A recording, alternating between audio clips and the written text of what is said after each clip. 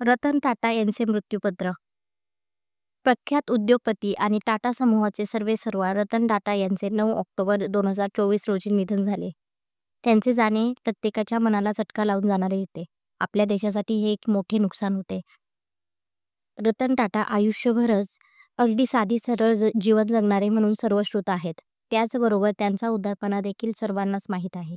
Times of India या अधिकृत वृत्तपत्राने दिलेल्या माहितीनुसार रतन टाटा यांनी मृत्यूपत्रात आपल्या संपत्तीची खास तजवीज केली आहे.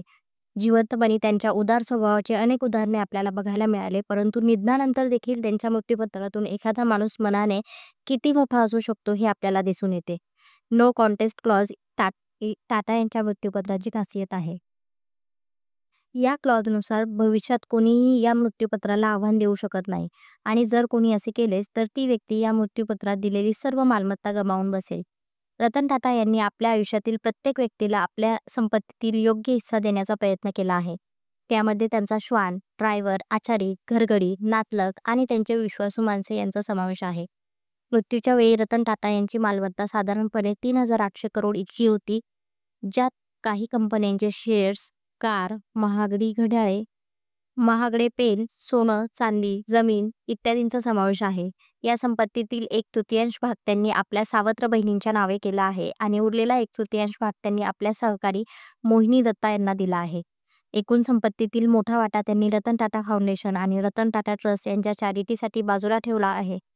जुहू बंगल्यातील काही भाग त्यांनी आपल्या भावाला दिला आहे, तर अलिबागचा बंगला आणि स्वतःकडील 3 पिस्तूल त्यांनी आपला मित्र मिस्त्री यांना दिला आहे.